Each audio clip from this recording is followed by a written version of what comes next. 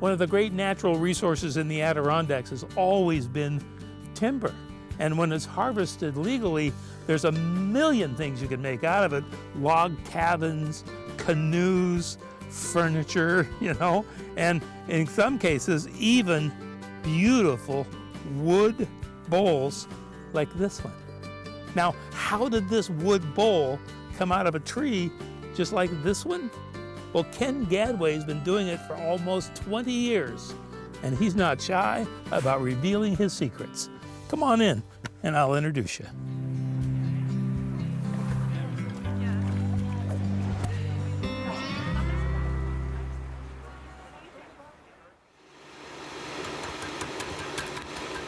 Once you get into it, it's pretty addicting. I mean, once you start turning, you're hooked, I think. And that's with some of my students, they've done that. They've gotten into it, and now there's no turning back, Ken looks to rough cut the wood first.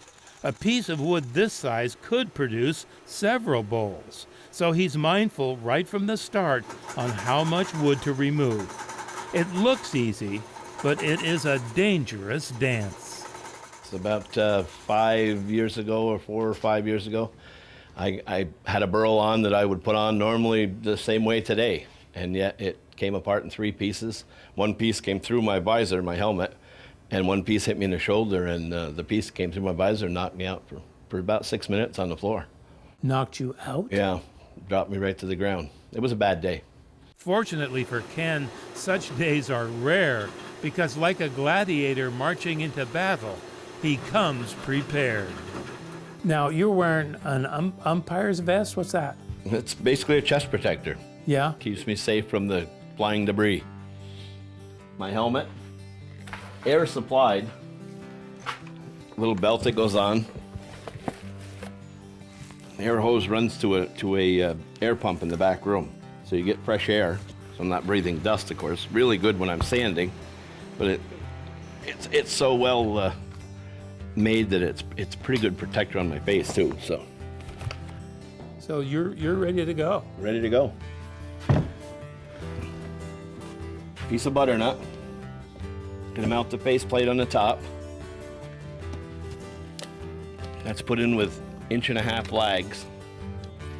So this gets bolted right to the piece of wood you're working. Right to the piece of wood I'm working on. Okay. Bringing it over to put it on the spindle. And it screws right on.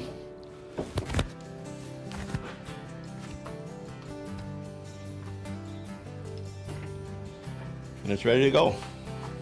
Turn it on, let me see what happens. Whoa!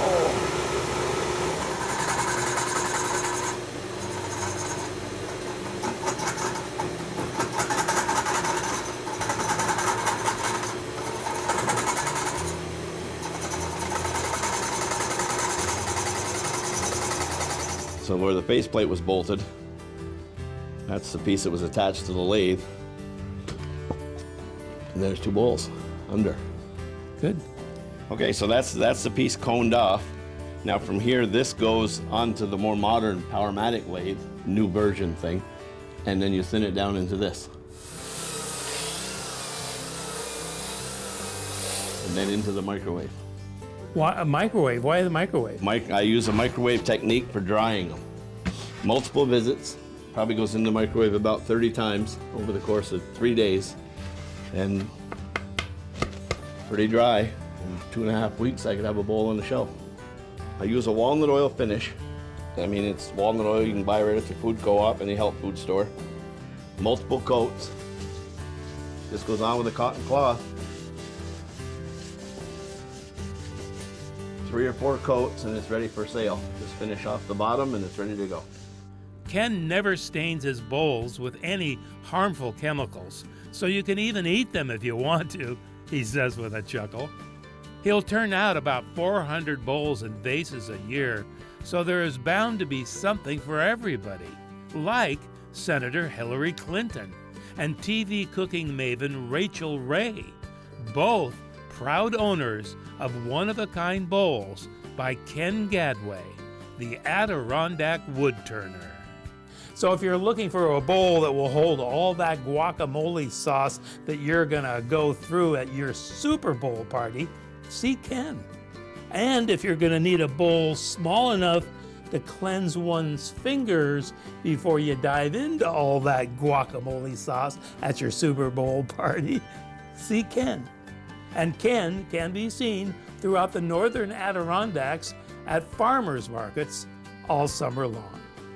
For People Near Here, on Mountain Lake Journal, I'm Derek Muirden at Ken Gadway's studio in Morrisonville, New York.